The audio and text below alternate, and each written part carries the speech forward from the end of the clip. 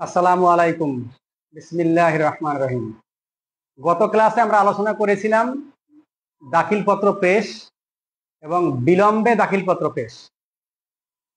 আজকে আমরা আলোচনা করব দাখিলপত্রের সংশোধনী নিয়ে। কারণ আমরা জানি যে দাখিলপত্র জমা হলে সেখানে কিছু ভুল ত্রুটি থাকতে পারে। সেই ভুল ত্রুটি সংশোধন করার কিছু ওয়ে আইনে এবং বিধিতে বলে দেয়া আছে। আমরা আজকে সেই সংশোধনী বিষয় নিয়ে আলোচনা করব।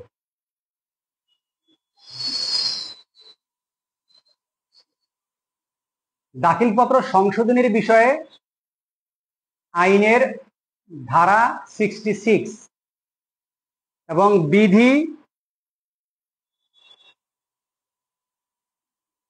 49। তাহলে আমরা কি দেখলাম যে দাখিলপত্র সংশোধনের বিষয়ে যদি আমাদের জানতে হয় তাহলে আমাদের VAT and supplementary duty act 2012 এর section 66, VAT and supplementary duty rules 2016 এর রুল 49, এই দুইটা জায়গায় আমরা যদি দেখি তাহলে আমরা দাখিলপত্র সংশোধনের বিষয়ে ডিটেলস জানতে পারবো।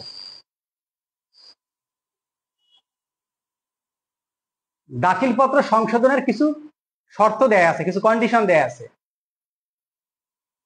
তার মধ্যে একটা হচ্ছে নির্ধারিত সময়সীমার মধ্যে করতে হবে, কিছু শর্ত মানতে হবে এবং কিছু পদ্ধতি মেনে করতে হবে। এবং এই দাখিলপত্র সংশোধন করতে হলে আমাদের আবেদন করতে হবে কমিশনার বরাবর। এবং যদি করণিক ত্রুটি থাকে, যেটা সেকশন 66-এ বলা আছে যে দাখিলপত্র পেশ করার পরে যদি আমাদের কাছে প্রতীয়মান হয় যে কিছু করণিক ত্রুটি আছে, তাহলে আমরা সেকশন 66-এ কমিশনার বরাবর আমরা আবেদন করতে পারবো সংশোধনের জন্য। এবং সেই ক্ষেত্রে আমাদেরকে তিনটা বিষয়ে খেয়াল রাখতে হবে। সেটা হচ্ছে যে আপনার নির্দিষ্ট সময়ের মধ্যে করতে হবে, কিছু শর্ত সেটা মেনে করতে হবে এবং কিছু পদ্ধতি আছে সেই পদ্ধতি ফলো করে আমাদেরকে করতে হবে। এখন দাখিলপত্র জমা দেওয়ার পরে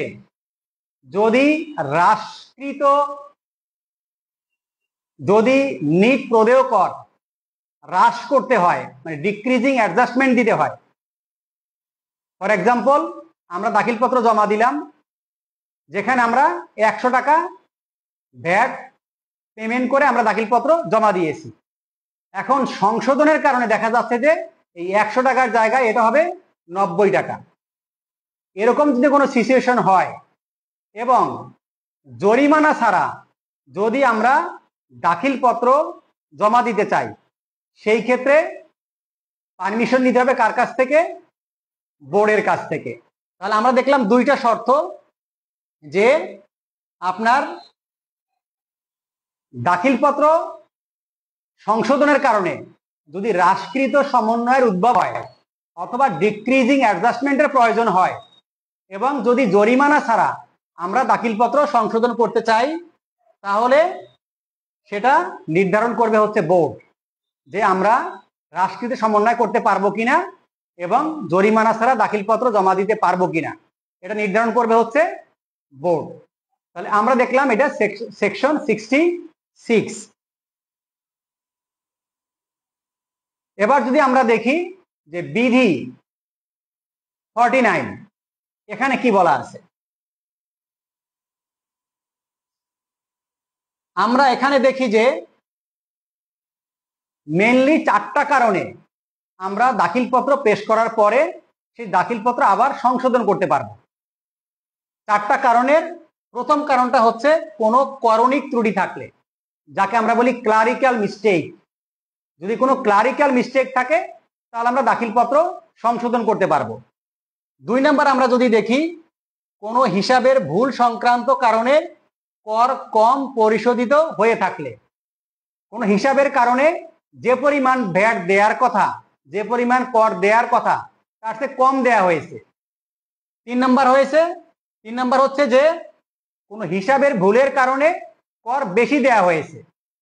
এবং 4 নাম্বার হচ্ছে জালিয়াতি ব্যতীত অন্য কোনো ধরনের ত্রুটি সম্পাদিত হয়ে থাকলে আমরা দাখিলপত্র জমা দেওয়ার পরে আবার সংশোধন করতে পারবো। তাহলে আমাদের 4টা জিনিস মাথায় রাখতে হবে। 1 নাম্বার হচ্ছে যদি কোনো করণিক ত্রুটি হয়। 2 নাম্বার হচ্ছে যে আপনার কোন হিসাব নিকাশের কারণে যদি দেখা যায় যে ভ্যাট কম দেওয়া হয়েছে, এবং কোন হিসাব নিকাশের কারণে যদি দেখা যায় ভ্যাট বেশি দেওয়া হয়েছে, এবং 4 নাম্বার হচ্ছে কি জালিয়াতি ব্যতীত অন্য কোনো কারণে যদি আপনার সংশোধনের প্রয়োজন হয়, তাহলে আমরা দাখিলপত্র সংশোধন করতে পারবো।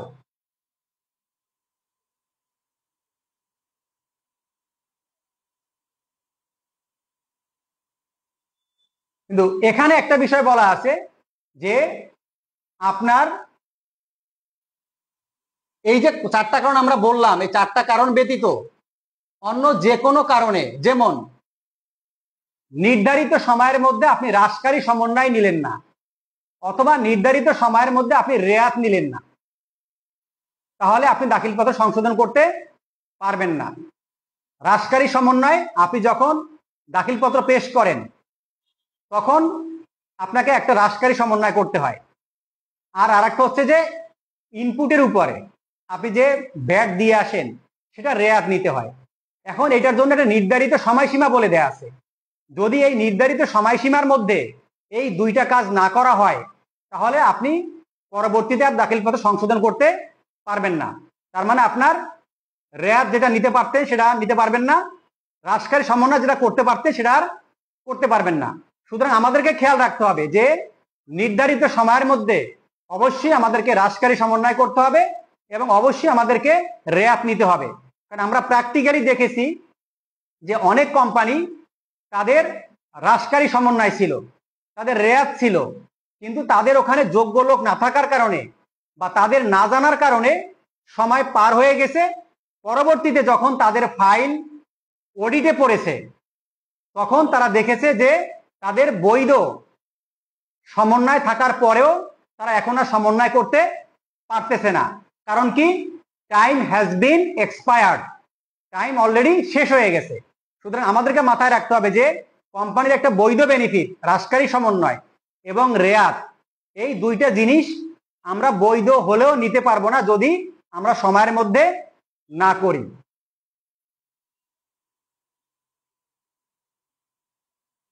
এখন আমাদের কমিশনার বরাবর আবেদন করতে হবে কখন? যখন আমরা ত্রুটিগুলো চিহ্নিত করতে পারবো যে হ্যাঁ এই ত্রুটি হয়েছে, তখন আমরা কমিশনার বরাবর আবেদন করতে পারবো। এখন আবেদন করার পদ্ধতি সম্পর্কে আমরা আলোচনা করব। 1 নম্বরে হচ্ছে অনলাইনে সংশ্লিষ্ট কর-মেয়াদের দাখিলপত্রের মাধ্যমে, মানে যে কর-মেয়াদের দাখিলপত্রে ভুল হয়েছে ওই দাখিলপত্রে আপনি অনলাইনে যে সংশোধন করতে পারবেন। 2 নাম্বার, যদি সেটা না করেন তাহলে অনলাইনে আবেদনের ক্ষেত্র ব্যতিরেকে ফর্ম মূসক 9.4 এ কমিশনার বরাবর আবেদন করতে হবে। আপনি অনলাইনে সংশ্লিষ্ট কর-মেয়াদে দাখিলপত্রে সংশোধন করলেন না, তাহলে আপনার কি করতে হবে? মূসক 9.4 এ কমিশনার বরাবর আবেদন করতে হবে। 3 নাম্বার হচ্ছে আবেদনের সংশোধনের প্রয়োজনীয়তা ও ত্রুটির কারণ বিস্তারিতভাবে উল্লেখ করতে হবে। আপনি কেন সংশোধন করবেন, কি ত্রুটি হয়েছে, সেটা আপনার আবেদনপত্রে বিস্তারিত উল্লেখ করতে হবে। তাহলে আমরা দেখলাম যে 3 ভাবে আমরা আবেদন করতে পারি। একটা হচ্ছে অনলাইনে যে দাখিলপত্রে ভুল হয়েছিল যে কর-মেয়াদে, ওই সংশ্লিষ্ট কর-মেয়াদের দাখিলপত্রে আপনি অনলাইনের মাধ্যমে সংশোধন করতে পারবেন। সেটা যদি না করেন তাহলে আপনি মূসক 9.4 এ কমিশনার বরাবর আবেদন করতে পারবেন। আর 3 নম্বর যেটা হচ্ছে সেটা হলো আপনি যে সংশোধন করবেন সেই সংশোধনের প্রয়োজনীয়তা এবং যে ত্রুটিগুলো বিস্তারিতভাবে আপনার আবেদনপত্রে উল্লেখ করতে হবে।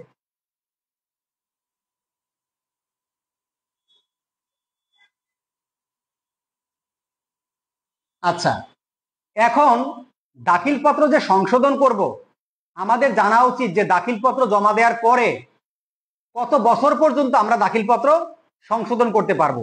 এটা খুবই ইম্পর্ট্যান্ট একটা পয়েন্ট যে আপনি দাখিলপত্র জমা দিলেন, সে দাখিলপত্র জমা দেওয়ার পরে পরবর্তী 4 বছর পর্যন্ত আমরা দাখিলপত্র সংশোধন করতে পারবো।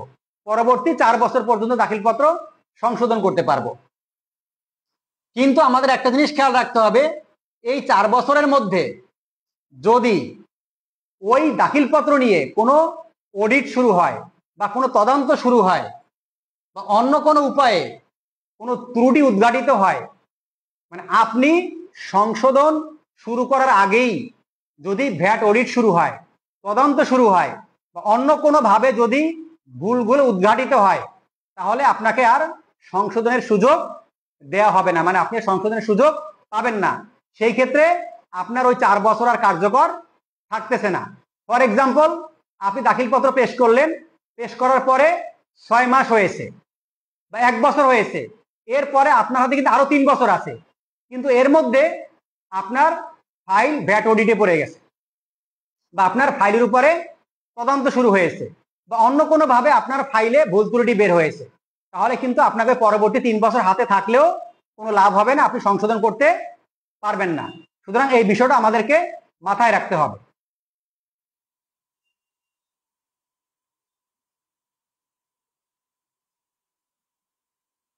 এখন আমরা দেখলাম যে দাখিলপত্র সংশোধনের আবেদন করলাম এবং সংশোধনের পর আমরা দেখলাম যে নিট প্রদেয় কর কম হবে, মানে ওই দাখিলপত্রে নিট প্রদেয় কর যে পরিমাণ ছিল এখন সংশোধনের কারণে সেটা কমে গেছে, কম হবে। তাহলে আপনার আবেদন প্রাপ্তির 30 দিনের মধ্যে কমিশনার উক্ত আবেদনের উপরে সিদ্ধান্ত প্রদান করবে। আপনি যে আবেদন করেছেন সে আবেদন প্রাপ্তির 30 দিনের মধ্যে কমিশনার তার রায় প্রদান করবে। যদি আমরা দেখি যে সংশোধনের কারণে আপনার নিট প্রদেয় করটা কমে গেছে বা হ্রাস পেয়েছে, তাহলে কমিশনার আবেদন প্রাপ্তির 30 দিনের মধ্যে সে রায় প্রদান করবে।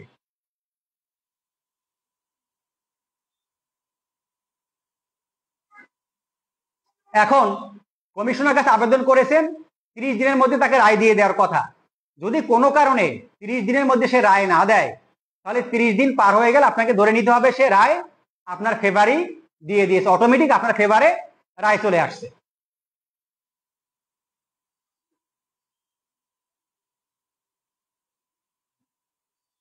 এখন আপনি সংশোধন আবেদন করেছেন, আবেদনের প্রেক্ষিতে দেখা গেল কি যে আপনার নিট প্রদেয় কর বেড়ে গেছে, মানে আপনি যে কর দিয়ে আপনি দাখিলপত্র পেশ করেছিলেন বা জমা দিয়েছিলেন, এখন সংশোধনের কারণে সে করের পরিমাণ বেড়ে গেছে। তাহলে সেক্ষেত্রে কি হবে, আপনাকে যে পরিমাণ কর বেড়ে গেছে সেই কর আপনাকে পরিশোধ করতে হবে সেকশন 127 অধীনে সুদ সহ। যদি কর বেড়ে যায় তাহলে অতিরিক্ত যে করটা আপনার বেড়ে গেছে সেটা শোধ করতে হবে সুদ সহ। এই সুদ সহ এটা বলা আছে কোথায়, সেকশন 127-এ সুদের বিষয়ে বলা আছে।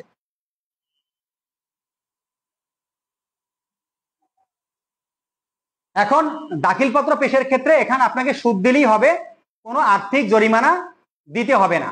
কারণ আমরা জানি যে যদি আপনি, এর আগে আমরা আলোচনা করেছি যে যদি আপনি দাখিলপত্র, আপনার কাছে যদি মনে হয় যে নির্ধারিত কর মেয়াদের মধ্যে, মানে কর মেয়াদ শেষ হওয়ার পরবর্তী 15তম দিনের মধ্যে দাখিলপত্র পেশ করতে পারবেন না, তাহলে আপনাকে ওই কর মেয়াদ শেষ হওয়ার 7 দিন আগে আবেদন করতে হবে। যদি আবেদন করেন তাহলে শুধু সুদ দিতে হবে, আর আবেদন না করলে সুদও দিতে হবে, আর্থিক জরিমানাও দিতে হবে। কিন্তু এইখানে কি বলছে যে যদি সংশোধনের কারণে আপনার নিট প্রদেয় কর বেড়ে যায়, তাহলে যতটুকু বেড়ে গেছে ততটুকু আপনি পেমেন্ট করবেন উইথ ইন্টারেস্ট, সেকশন 127। কিন্তু এইখানে আপনাকে আর্থিক জরিমানা দিতে হবে না।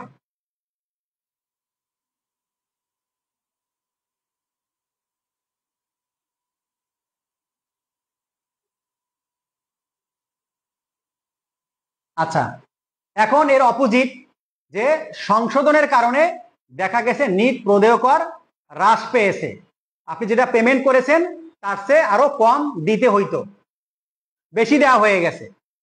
তো সেই ক্ষেত্রে আপনার যে পরিমাণ অর্থ আপনি বেশি দিয়েছেন সেই পরিমাণ অর্থ আপনি হ্রাসকারী সমন্বয় করতে পারবেন। কখন করবেন, কমিশনার মহোদয়ের কাছে আপনি আবেদন করেছেন, কমিশনার মহোদয় কর্তৃক যে